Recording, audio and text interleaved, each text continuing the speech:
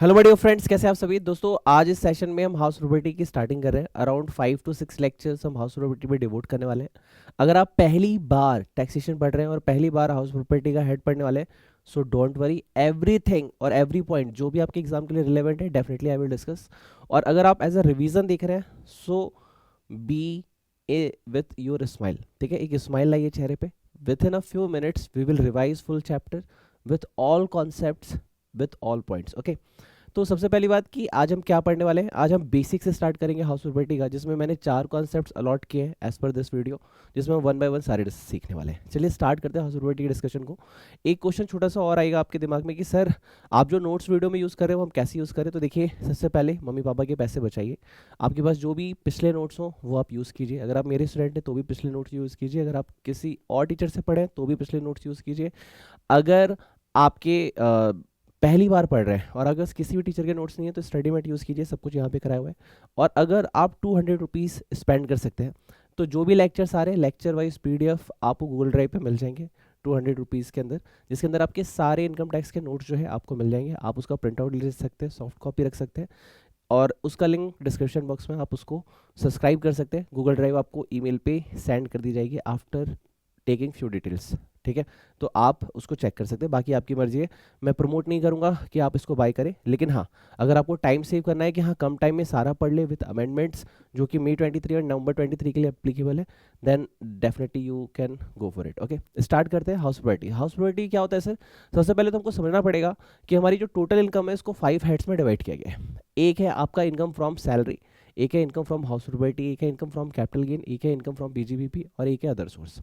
तो सर ये हाँ मतलब 5 हेड्स में क्यों बांटा गया? क्योंकि हमें क्लासिफिकेशन करनी थी कि इनकम आ कहाँ से रही है। लेट सपोज आप कहीं जॉब करते हैं तो income from salary. Let suppose आपने अपनी कोई बिल्डिंग बेच दी, सेल कर दी, बिल्डिंग बेच दी, तो कैपिटल गेन लग गया। सर आप ना एक बिजनेस करते हैं तो इनकम फ्रॉम पीजीबीपी। सर मेरे पास घर है उससे रेंटल इनकम आती है तो इनकम फ्रॉम हाउस प्रॉपर्टी। ठीक है, अगर अब कहीं भी क्लासीफाई नहीं हो रहा तो इनकम फ्रॉम अदर सोर्स के अंदर हम उसको क्लासीफाई करते हैं। तो जब हम बात करते हैं हाउस प्रॉपर्टी की मेरे दोस्त, तो सबसे पहले कॉन्सेप्ट नंबर 1 बेसिक आता है, सेक्शन 22 जो है इसके लिए एप्लीकेबल है। ये कहता है कि आप इनकम फ्रॉम हाउस प्रॉपर्टी के हेड में तब आएंगे, इसे कहते हैं चार्जिंग सेक्शन। क्या बोलते हैं? चार्जिंग सेक्शन, कि आपके ऊपर हाउस प्रॉपर्टी कब अट्रैक्ट होगा। तो यहाँ पे दो मेजर पॉइंट्स है जिसको कंसीडर करना है। सबसे पहली बात, आप ऑनर होने चाहिए उस प्रॉपर्टी के। सर मेरे पापा का घर है, अरे पापा का घर तो आपका घर हुआ ना एक तरीके से, लेकिन आपका नाम नहीं है डीड पे, it's okay, we can accept it. Owner होने चाहिए, मतलब लीगली आपका राइट होना चाहिए उस प्रॉपर्टी के ऊपर। ठीक है, ऑनर है प्लस आपके पास हाउस प्रॉपर्टी है। सर मैं ऑनर तो हूं लेकिन मेरे पास हाउस प्रॉपर्टी नहीं है, तो आप इस हेड में नहीं आएंगे। और आपको रेंटल इनकम रिसीव हो रही है हाउस प्रॉपर्टी, सर नहीं हो रही, तो भी हाँ, तो भी आप यहाँ पे आएंगे। आप एक कॉन्सेप्ट पढ़ेंगे deem to be let out इस चैप्टर के अंदर। तो एक आप ऑनर है, दूसरा आपके पास एक हाउस प्रॉपर्टी है। अगर ये दो कंडीशन सेटिस्फाई होती है, चार्जिंग सेक्शन आपके ऊपर अप्लीकेबल हो जाता है। ठीक है, उसके बाद कंडीशंस फॉर चार्जेबिलिटी, क्या क्या कंडीशंस है? सबसे पहली बात कि भैया देखो यहाँ प्रॉपर्टी तो आती है प्लस साथ में उसका land and appurtenant thereto आता है। एग्जांपल लिया, मेरे पास एक बिल्डिंग है, बिल्डिंग के साथ दो चीजें और हो सकती है, गार्डन भी हो सकता है प्लस पार्किंग एरिया भी हो सकता है, गैरेज भी हो सकता है। तो क्या वो भी हाउस प्रॉपर्टी में आएगा? डेफिनेटली आएगा। एक क्वेश्चन और ऐड हुआ यहाँ पे जो कि हमने नोट में मार्क कर रखा है, यहाँ पे नोट में मार्क कर रखा है, ये देखो यहाँ पे land appurtenant means land and connected with the building like garden and garage. ठीक है, एक क्वेश्चन और आया कि सर हम ना बिल्डिंग या हाउस प्रॉपर्टी नहीं है, हम क्या कर रहे हैं, सिर्फ जमीन दे रहे हैं, लैंड दे रहे हैं। लैंड लैंड कहाँ पे आएगा? तो depend upon the case, PGBP और अदर सोर्स के अंदर आएगा। बिल्डिंग होना कंपलसरी है, ये चीज याद रखिएगा। बिल्डिंग के साथ कोई लैंड दे रहे हैं तो हाउस प्रॉपर्टी में आएगा, लेकिन सिर्फ लैंड दे रहे हैं तो फिर वो अदर सोर्स या फिर पीजीबीपी आएगा, एज द केस में भी। सर एक क्वेश्चन आया, वो जो बिल्डिंग हम रेंट पे दे रहे हैं वो रहने के लिए यूज नहीं करेगा, वो बिजनेस के लिए यूज करेगा, क्या चलेगा? यस, ये उसकी मर्जी है, वो उसको किस पर्पस के लिए यूज करेगा। मेरे लिए वो एक रेंटल इनकम है क्योंकि वो मुझे रेंट देने वाला है। तो यहाँ पे पॉइंट लिखा गया, building includes not only the residential building but also factory building. ठीक है, फैक्ट्री की बिल्डिंग भी आप लेट आउट करते हो ऑफिस के लिए, शॉप्स के लिए, गोडाउन्स के लिए, अदर कमर्शियल प्रीमाइसेस के लिए, तो भी आप इस हेड के अंदर कवर्ड अप होते हो। तो यहाँ से कुछ पॉइंट्स जो है आपको क्लियर होने चाहिए। सेकंड हमने यहाँ पे देखा, assessee must be owner of the property, ये पॉइंट आपको मार्क करना है दिमाग के अंदर। एक क्वेश्चन आया कि सर मैं ना ऑनर नहीं हूं, तो लेट्स सपोज मैंने 20,000 में एक बिल्डिंग किराए पे ली। ठीक है, मैंने लेट आउट, मतलब किसी ने मुझे लेट आउट किया और मैंने क्या किया, थोड़ा सा उस पर 10,000 रुपीज अपना रख के ना, मेरे दोस्त को नीड थी, मैंने उसको दे दिया 30,000। अब बताओ, तो भैया आप आएंगे सब लेट आउट, आप क्या कहलाएंगे, सब लेट आउट। और अदर सोर्स में आपकी इनकम, ये जो आपको 10,000 का प्रॉफिट हो रहा है, जो 30,000 आपको रिसीव हो रहा है, 20,000 आप एक्सपेंस दिखा देंगे मान लिया मैंने, लेकिन जो 10,000 आपने एक्स्ट्रा किया ये अदर सोर्स में चला जाएगा। अगर आप ऑनर नहीं है और आप लेट आउट करते तो अदर सोर्स में आएगा। तो ऑनर होना कंपलसरी है हाउस प्रॉपर्टी के हेड में आने के लिए, ठीक है, ये पॉइंट हमने मार्क किया। उसके बाद यूज ऑफ प्रॉपर्टी, इसको हम क्लास में कैसे बोलते हैं यूज ऑफ प्रॉपर्टी को, कि इंटेंशन क्या है। ध्यान सुनिएगा, ये पॉइंट बहुत सारे बच्चे स्किप कर देते हैं और बहुत सारे टीचर इस पर डिस्कशन नहीं करते, थोड़ा सा ध्यान चाहिए मुझे आपका 100%। इसमें गीता का एक उपदेश आता है, भागवत गीता का, वो मैंने डिस्कस किया था क्लास के दौरान, वो यहाँ पे भी डिस्कस कर रहा हूँ। लेट्स सपोज कि किसी भी इंसान ने, ध्यान सुनेगा, किसी भी इंसान का कर्म क्या है उससे ज़्यादा जरूरी है उसको काम करने के पीछे इंटेंशन क्या है, आप किस लिए कर रहे हो। लेट्स सपोज अगर मैं ये वीडियो बना रहा हूँ, मेरा इंटेंशन ये है कि जो भी स्टूडेंट सेल्फ स्टडी कर रहे हैं वो घर बैठे पढ़ सके, और जिनको फीस नहीं है अफोर्ड करने के लिए वो घर से बैठ के पढ़े, और मिनिमम टू मिनिमम कॉस्ट आपकी 200 मैक्सिमम अगर आपकी बाय करते हैं तो पूरे पीडीएफ्स आपको विद इन 200 आपको मिल जाते हैं, ठीक है। तो मिनिमम कॉस्ट के अंदर आप इसको एक्सेस कर सकते हैं, अनलिमिटेड टाइम प्रिंट आउट लो और पीडीएफ लो, आपकी टेंशन है, ठीक। अब मेरी साइड से क्या, कि अब ये तुमने क्यों किया, प्रॉफिट कमाने के लिए किया तो इसे बिजनेस कहेंगे, लेकिन हेल्प करने के लिए कहा तो गॉड खुश होता है कि तूने दूसरों की मदद की। उसी तरीके से लेट्स सपोज जो हाउस प्रॉपर्टी है, अगर हाउस प्रॉपर्टी लेट आउट करना ही आपका सोलली एंड ओनली पर्पस है, ध्यान सुनिएगा, सोनली एंड ओनली पर्पस है। सर नहीं समझा, मैं दोबारा समझाता हूं। आपके घर की रोजी रोटी, आपके घर का निवाला जो आप खाते हैं वो सिर्फ हाउस प्रॉपर्टी की इनकम से ही आता है और कोई दूसरी सोर्स ऑफ इनकम नहीं है। तो ये पीजीबीपी में बिजनेस में ट्रीट किया जाता है कि ये आपका बिजनेस कहलाएगा फिर। और उसी तरीके से आप लेट्स सपोज टीचर है, मैं टीचर हूं, मेरे पास एक घर और है, मैंने फ्लैट ले लिया, मैं फ्लैट में चला गया, मैंने अपना एक घर जो है लेट आउट कर दिया, अब वहां से 10-20 हज़ार रुपए रेंटल इनकम आती है। तो इस केस के अंदर यह हाउस प्रॉपर्टी में आएगा कि यहां पे आपकी कोई सोर्स ऑफ इनकम पहले से है और आपको साथ में रेंटल इनकम रिसीव हो रही है, तो हाउस प्रॉपर्टी में आएगा। लेकिन आपका बिजनेस ही है कि सर मैंने 100-200 घर बना रखे हैं और सिर्फ let out let out let out let out let out, और उसी से इनकम आती है सारी, और कुछ तरीका ही नहीं मेरे पास कमाने का, तो फिर ये बिजनेस इनकम कहलाएगा। ये है point number 3, use of property. यानी हम देखेंगे इंटेंशन क्या है, हम ये नहीं देखेंगे आपने लेट आउट किया, हम देखेंगे इसके पीछे का इंटेंशन क्या है। सर हम क्वेश्चन में कैसे ट्रीट करेंगे, आपको क्वेश्चन पढ़ के आइडिया लगेगा, और मैक्सिमम सारे क्वेश्चन हाउस प्रॉपर्टी के होंगे। बाकी हम around 15 to 20 questions with in video lectures discuss करेंगे, स्टडी मैट के बेहतरीन क्वेश्चंस। हम अब इस वीडियो सेशन में, आज भी इसी सेशन में एक क्वेश्चन और डिस्कस होगा, प्रैक्टिकल क्वेश्चन, ठीक है। तो आपको और क्लैरिटी मिलेगी कि किस टाइप के क्वेश्चन डील होते हैं, ठीक।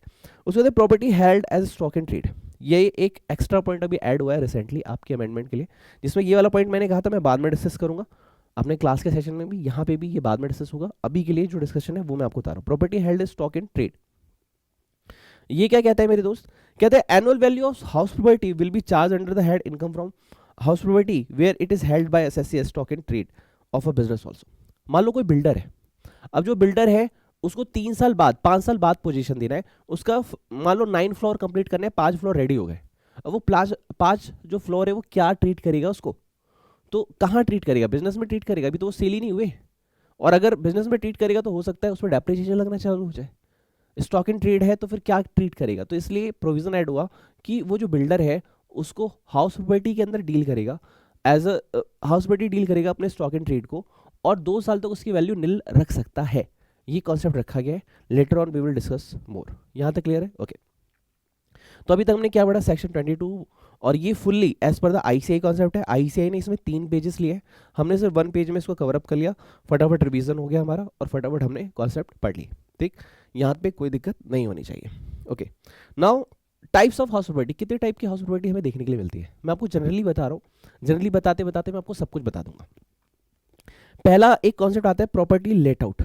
आपके पास एक घर है, आपने लेट आउट कर रखा है, किराए पे दे रखा है, तो ये ऑलवेज टैक्सेबल होता है इस हेड के अंदर, यानी हाउस प्रॉपर्टी के अंदर टैक्सेबल होगा। दूसरा है सेल्फ ऑक्यूपाइड प्रॉपर्टी है, यानी आपकी खुद की प्रॉपर्टी है, आप उसके ऑनर हैं और आप उसे बिजनेस प्रोफेशन में यूज कर रहे हैं। कहाँ यूज कर रहे हैं, बिजनेस प्रोफेशन में, तो इसको पीजीबीपी के अंदर ट्रीट किया जाता है। कहाँ ट्रीट किया जाता है, पीजीबीपी के अंदर, ओके। अब अगला पॉइंट आया जहां पे डिस्कशन स्टार्ट होती है, जहां पे डिस्कशन स्टार्ट होती है, तो ये पॉइंट क्या कहता है, ये कहता है कि सेल्फ ऑक्यूपाइड प्रॉपर्टी है यूज इन रेजिडेंशियल पर्पस, आप उसे रेजिडेंस पर्पस के लिए यूज कर रहे हैं, रहने के लिए पर्पस के लिए यूज कर रहे हैं। तो हमारा लॉ अमेंडेड हुआ कुछ दिन पहले, हो सकता है बहुत सारे बच्चों ने अमेंडमेंट ना पढ़ी हो या बहुत साल पहले हाउस प्रॉपर्टी पढ़ा हो, उनके लिए नोटिस करना है कि पहले एक हाउस तक, वन हाउस तक नील माना जाता था, लेकिन अब लॉ ने टू हाउसेस तक नील कर दिया है। यानी अगर आपके पास दो घर है तो वो दोनों घर हम नील मान लेंगे, एग्जेम्प्ट मान लेंगे, सेल्फ ऑक्यूपाइड प्रॉपर्टी है तो हम इस पर आपसे टैक्स चार्ज नहीं करेंगे। पहला पॉइंट तो ये कंसिडरेबल है। ओके सर, मेरे पास दो नहीं, मेरे पास 5 घर है, एग्जाम्पल लिया, मेरे पास 5 घर है, मेरे पास 6 है, मेरे पास 8 है, मेरे पास 10 घर है, तो 2 घर इनमें से लेस कर दीजिए, बचे कितने से 3 4 6 8। ये घर जो है इसे मान लेंगे deem to be let out, deem to be let out property. तो ये जो अगर मोर देन 2 हाउसेस है, आपके पास 2 घर से ज्यादा है, तो जो 2 घर तक है अप टू 2 हाउसेस हम एग्जेम्प्ट कर देंगे, और रिमेनिंग सेल्फ ऑक्यूपाइड प्रॉपर्टी जितनी भी बच गई ये वाली हम एज्यूम्ड कर लेंगे कि deem to be let out, कि आपने इसे रेंट पे दिया। सर हमने नहीं दिया है, आपको देना पड़ेगा। अब इसके पीछे मैंने क्या लॉजिक दिया क्लास के अंदर वो आपको डिस्कस करता हूं।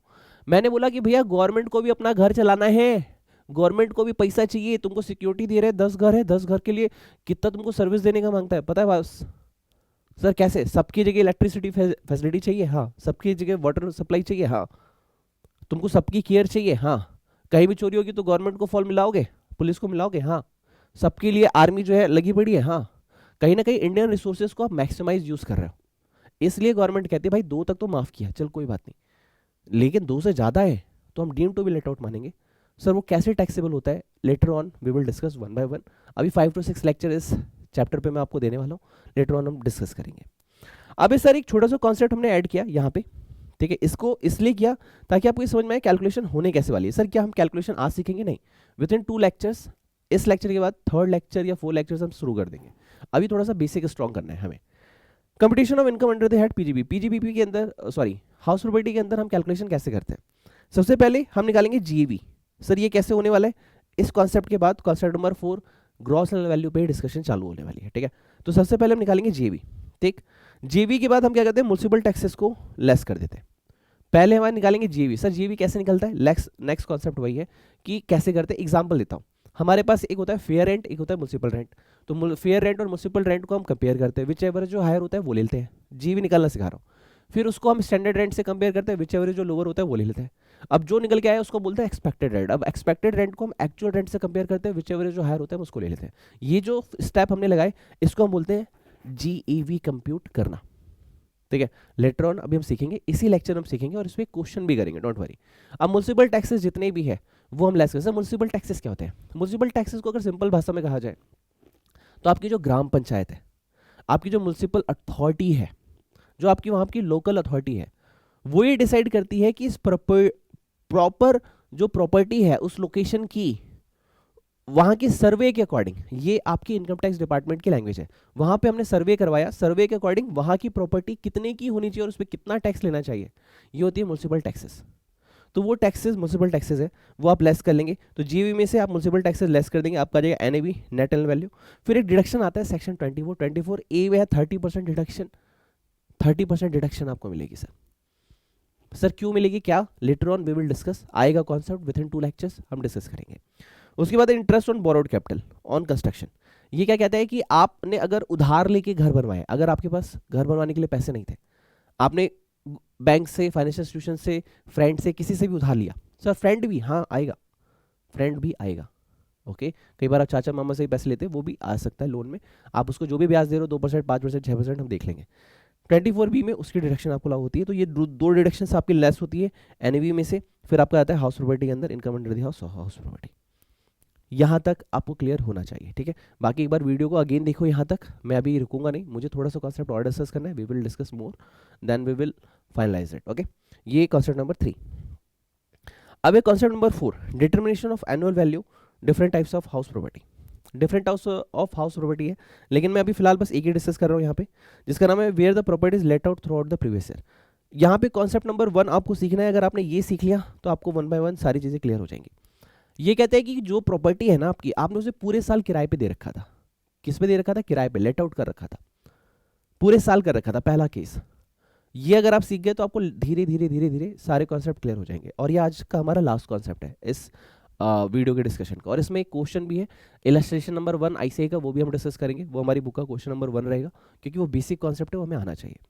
तो सबसे पहले आपका जो घर था वो पूरे साल लेट आउट था, यानी पूरे साल आपने उससे पैसा कमाया है। हाँ, वो गाय थी जिससे आपने दूध निकाला है, और ये जो मिल्क है इसको कैसे कैलकुलेट करोगे, इसका टैक्स कैसे लगना चाहिए। रेंटल इनकम आपको पूरे साल आई है, अब कैसे करेंगे आप? सबसे पहले आप करेंगे compare fair rent with municipal rent.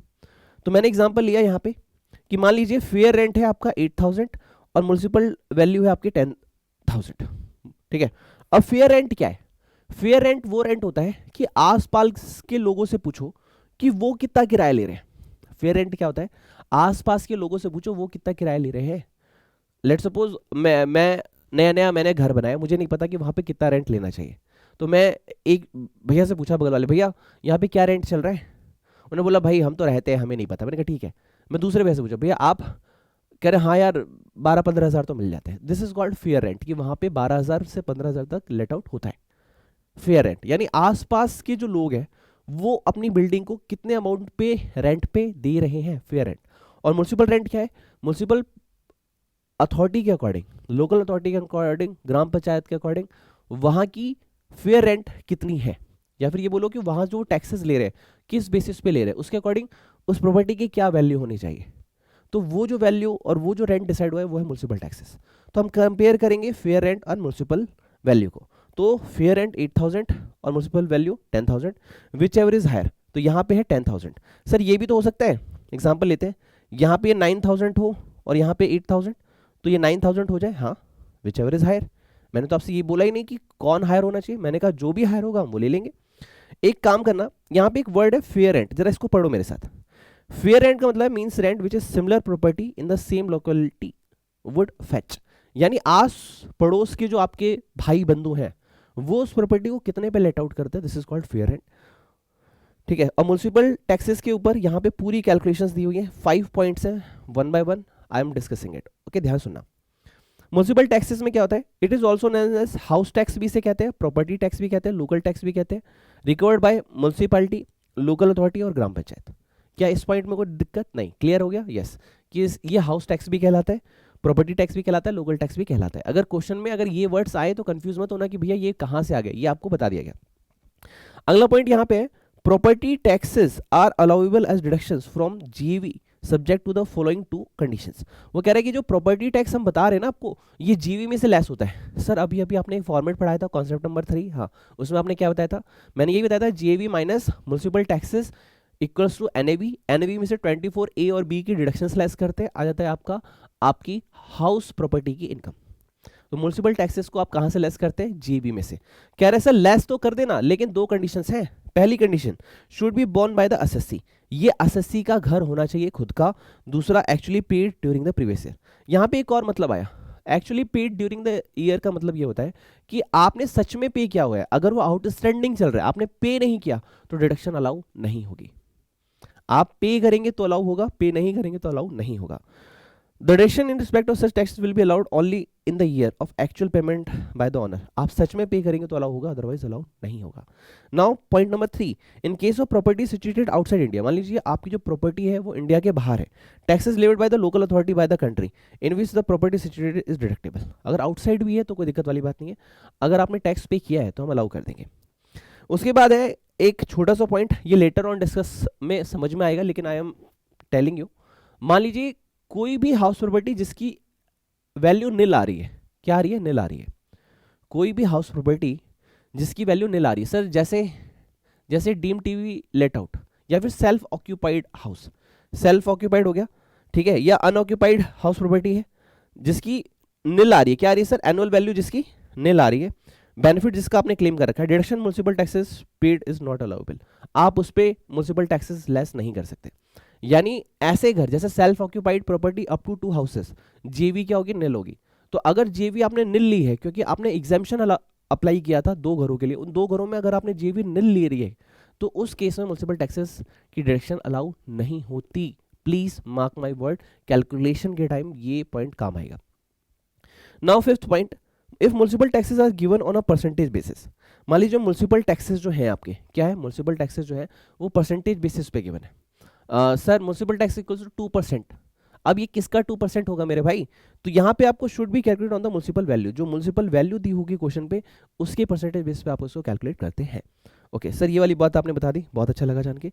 तो हमने क्या सीखा अब तक? हमने सीखा फेयर रेंट। फेयर रेंट मतलब वहाँ के जो रेंट है वो होते हैं हमारे लिए फेयर रेंट, कि वहाँ के जो पड़ोसी है हमारे, जो वहाँ के लोग हैं, वो कितने पे अपनी प्रॉपर्टी को लेट आउट करते हैं, वो होता है फेयर रेंट।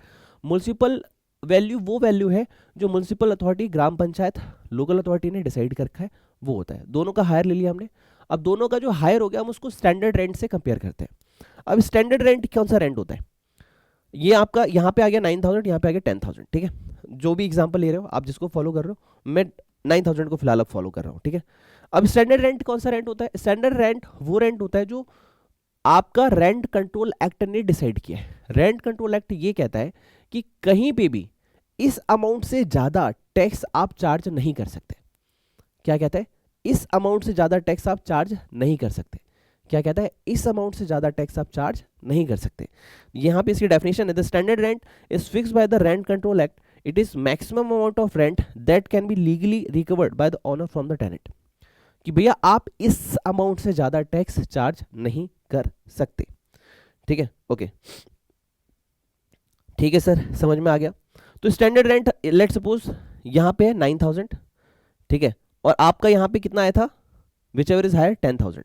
तो 10,000 और 9,000 को कंपेयर आप करेंगे, इनमें जो लोअर होगा, लोअर जो होगा 10,000 और 9,000, विच एवर इज लोअर, वो हमारा एक्सपेक्टेड रेंट कहलाएगा। वो क्या कहलाएगा? हमारा एक्सपेक्टेड रेंट, यानी विच एवर इज लोअर, यानी हमारा एक्सपेक्टेड रेंट क्या होगा?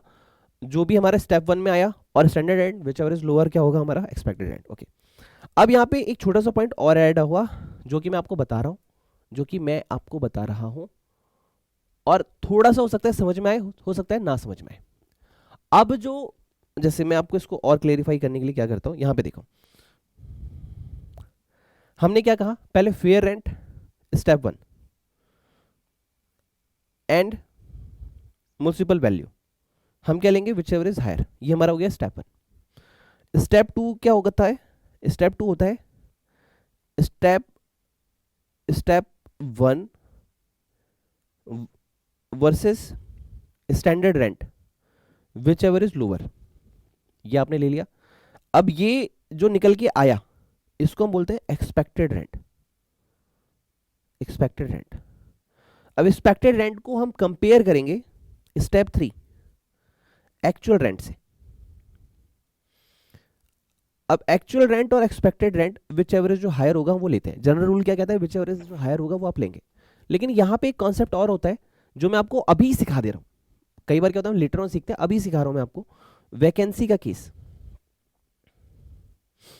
देखो, मान लीजिए एक्सपेक्टेड रेंट आ रहा है आपका 10,000, और आपका जो एक्चुअल रेंट है, एक्चुअल रेंट वो आ रहा है 9,000।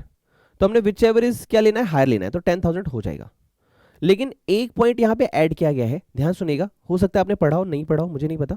मैं आपको एक बार में ये पॉइंट अभी सिखा दे रहा हूं ताकि बाद में आपको दिक्कत ही ना हो। ये कहता है कि 9,000 जो वैल्यू है एक्चुअल रेंट, ये लिया जा सकता है। कई बार एक्चुअल रेंट ही आपका ग्रॉस एनुअल वैल्यू होता है, लेकिन कब? अगर ये कम होने की वजह, अब रीजन हम देखेंगे। रीजन नंबर 1, वैकेंसी की वजह से। वैकेंसी की वजह से हमारा एक्चुअल रेंट है वो डाउन है, कम है। किससे कंपैरिजन में? एक्सपेक्टेड रेंट की वजह से, एक्सपेक्टेड रेंट से।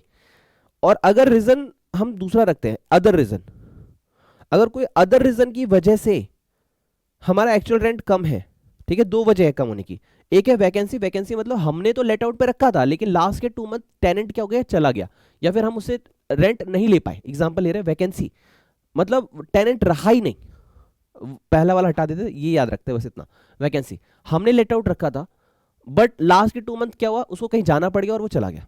वैकेंसी की वजह से अगर एक्चुअल रेंट कम है तो हम एक्चुअल रेंट को ही जेबी बनाते हैं, gross annual value. Otherwise in all cases, any cases, हमारा एक्सपेक्टेड रेंट और एक्चुअल रेंट विच एवरेज जो हायर होता है हम वो लेते हैं। लेकिन अगर वैकेंसी की वजह से एक्चुअल रेंट कम है तो हम एक्चुअल रेंट को जेबी बनाते हैं, ठीक है। ये वाली बात हमने इस वाले चार्ट में लास्ट में डिस्कशन की। लेट सपोज एक्चुअल रेंट जो है आपका 13,000 है, ठीक है, और एक्सपेक्टेड रेंट 9,000 है। तो क्या हो जाएगा, एक्चुअल रेंट इज जेवी, यानी 13,000 क्या हो जाएगा आपका, जेवी हो जाएगा।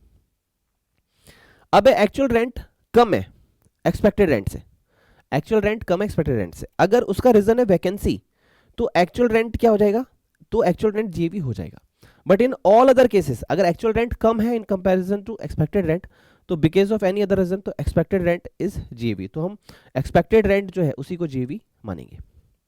ठीक है, ये वाला कॉन्सेप्ट आपको हो सकता है टफ लगे क्योंकि आप पहली बार पढ़ रहे हैं, या फिर जिसने पढ़ रखा होगा उसको बड़ा अच्छा लगा होगा कि सर आपने इतनी जल्दी ये चीज़ बता दी, हमारा टाइम वेस्ट नहीं हुआ। ओके, अब इसके ऊपर क्वेश्चन है, एक माया का क्वेश्चन है। माया ऑन्स 5 हाउसेस, माया के पास 5 घर है चेन्नई में, all of which are let out, सारे लेट आउट है। Compute the GAV of each house. अब द म्युनिसिपल वैल्यू 80,000 और fair rent 90,000, whichever is higher, 90,000। Standard rent नहीं दिया है तो उसको कंपैरिजन करना बनते नहीं, 19,000 ही हम लेके चलेंगे। अब 90,000 और एक्चुअल रेंट रिसीव्ड और रिसीवेबल 72,000, यहाँ वैकेंसी का केस नहीं दिया तो हम अप्लाई नहीं करेंगे, तो 90,000 और 72,000 विच एवर इज हायर, तो 90,000, तो यहाँ पे 90,000 के आगे हमारा आंसर। अब सर अगला क्वेश्चन, 55,000 और 60,000 विच एवर इज हायर, 60,000। 60,000 और 75,000 विच एवर इज लोअर, 60,000 से, तो 60,000 और 72,000 विच एवर इज हायर, 72,000। ठीक है, आप ऐसे इसको याद रखेंगे। नाउ अगला 65,000 और 65,000 विच एवर इज हायर, 65,000, दोनों सेम ही है। अब 65 और 58 विच एवर इज लोअर, 58। अब 58 और 60 विच एवर इज हायर, 60,000, तो यहाँ पे आ जाएगा 60,000। ठीक है, अगला क्वेश्चन है हमारे पास हाउस में 24 और 25 विच एवर इज हायर, 25,000। अगला उसने अप्लाई नहीं कर रखा तो 25 ही चलेगा। 25 और 30 विच एवर इज हायर, 30,000, तो यहाँ पे 30,000 आ जाएगा। ठीक है, अब हाउस नंबर 5, 80,000 और 75,000 विच एवर इज हायर, 80,000। 80,000 और 78,000 विच एवर इज लोअर, 78,000। 78,000 और 72,000 विच एवर इज हायर, 78,000। अगर यही वैकेंसी का केस होता तो हम अप्लाई करते, है नहीं इसलिए अप्लाई नहीं कर रहे। इसी के साथ आज का ये लेक्चर समाप्त होता है। आई होप आपने with in a few minutes, with in 30 minutes बहुत कुछ सीखा विद क्वेश्चंस प्रैक्टिस। अब इसी को एक बार अल्टीमेट रिवाइज कीजिएगा। नेक्स्ट सेशन में हम इसके आगे कंटिन्यू करेंगे। सर नेक्स्ट सेशन कब आएगा?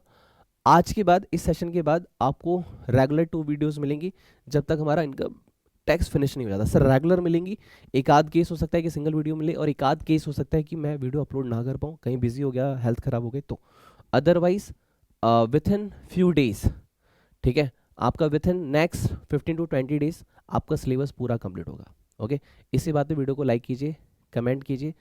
वीडियो समझ में आया तो दिल से एक बार थैंक्स बोलिए, और मैं दिल से आपको लाइक करके गॉड ब्लेस यू बोलूँगा कि अगले सीए फाइनलिस्ट, अगले सीए एस्पिरेंट्स आप ही हो। Okay, wish you all the best and God bless you.